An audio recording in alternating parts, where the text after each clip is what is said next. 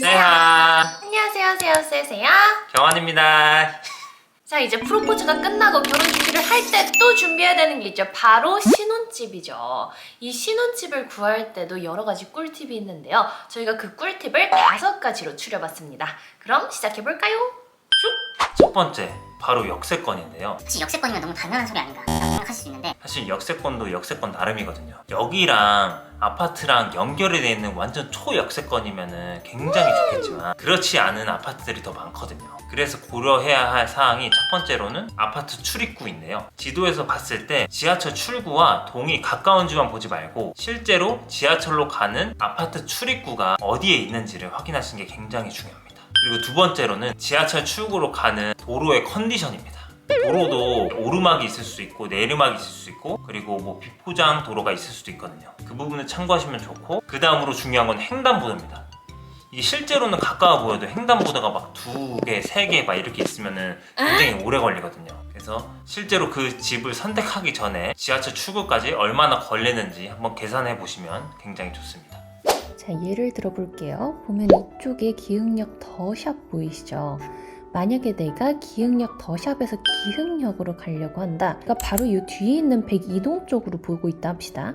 그러면은 지금 보시다시피 4분이면 갑니다. 그럼 만약에 바로 이 뒤에 있는 103동 쪽으로 한번 봐볼까요? 분명히 여기랑 바로 뒤에 있음에도 불구하고 103동에서 기흥역으로 가려면 이렇게 가는 게 아니라 이렇게 돌아서 10분이 걸리게 된다 이거죠. 두 번째는 연식입니다. 새 아파트일수록 더 좋은 거 아니야? 라고 생각하실 수 있지만 오히려 오래된 아파트에서 편의시설이 더 좋은 경우도 있어요. 왜냐하면 아파트 연식보다도 이 세대수가 더 많으면 많을수록 편의시설이 더 좋을 경우가 많아요. 그래서 아파트 볼 때 체크하면 좋을 점이 주차의 경우 주차 대수, 주차폭, 모바일 차량 등록 체크하시면 좋고요.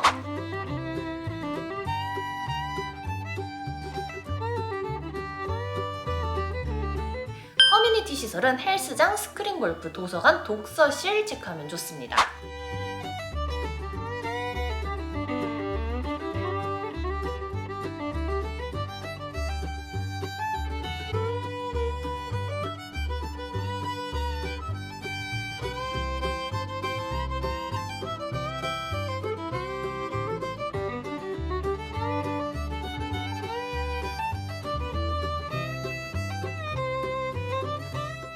그리고 그 외에는 엘베 호출이라든지 일괄소 등 모바일 출입증, 엘베 에어컨 등 생각보다 체크해야 될 부분이 굉장히 많다는 거.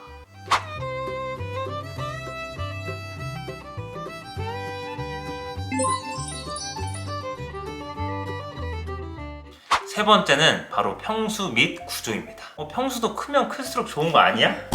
라고 생각할 수 있는데, 그런데 막상 신혼집을 구할 때 내가 필요한 평수가 몇 평인지 잘 감이 안 와요. 평수가 너무 작으면 짐 놓을 곳이 너무 적어가지고 삶의 질이 떨어지고요. 반대로 너무 크면 청소 부담이 크고 관리비가 굉장히 많이 나옵니다. 굉장히 많이. 그래서 저희가 추천한 평수는 바로 30평입니다. 사실 30평이어도 구조가 굉장히 다양한데, 만약에 선택할 수 있다면 포베이고 팬트리가 있는 구조를 선택하시는 게 좋습니다. 그러면 포베이나 팬트리 둘 중 하나 고른다면? 무조건 팬트리죠. 사실 팬트리 없는 삶은 상상이 안 가요. 팬트리 없으면 방 하나를 팬트리로 써야 돼. 그래서 저희는 다음 집도 무조건 팬트리 있는 집으로 갈 겁니다. 네 번째는 주변 시설입니다. 아파트 근처에 대형 마트나 백화점이 있으면 좋지만 그것보다도 실제로 살면서 많이 이용하는 시설이 있는 게 훨씬 좋아요. 예를 들면 병원이나 은행, 정육점, 과일가게 이런 게 있으면 좋은데, 여기서 가장 중요한 포인트는 이런 게 한두 개만 있는 게 아니라 많으면 많을수록 좋죠. 왜냐면 그러면 가격은 떨어지고 퀄리티는 올라가니까. 즉 상권은 크면 클수록 좋다. 마지막으로 5번째, 공원 및 산책로인데요. 사실 세아가 산책을 굉장히 좋아하거든요. 사실 공원도 유명하고 큰 공원이 주변에 있으면 굉장히 좋겠다 라고 생각을 할 수 있는데, 사실 유명한 공원이 집 주변에 있으면 토요일이나 공휴일에 굉장히 사람이 많이 오거든요. 그래서 저희가 그냥 가볍게 산책을 하고 싶어도 좀 부담이 되는 부분이 있습니다. 오히려 동네 주민들은 이 삶의 질이 떨어지는 거죠. 그래서 그렇게 큰 공원보다는 주변에 한 바퀴에 3km 정도 되는 적당한 크기의 공원이 있는 것이 좋습니다. 그리고 두 번째로는 공원과 산책로의 시설인데요. 특히 자전거 도로와 도보가 분리되어 있는 것이 굉장히 중요합니다. 특히 반려견을 키우시는 분들은 도보의 넓이를 신경 쓰셔야 하는데요. 넓이가 좁으면 애들 산책시키기도 굉장히 불편하고, 그리고 어느 정도 넓어야 애들을 굉장히 편안하게 산책을 시킬 수 있습니다. 마지막으로 궁금이 들어요. 거기가 노숙자나 아니면 불량 청소년 분들에게 점령을 당했는지 안 당했는지도 봐야겠죠. 있어도 못 가는 경우가 생길 수도 있어요.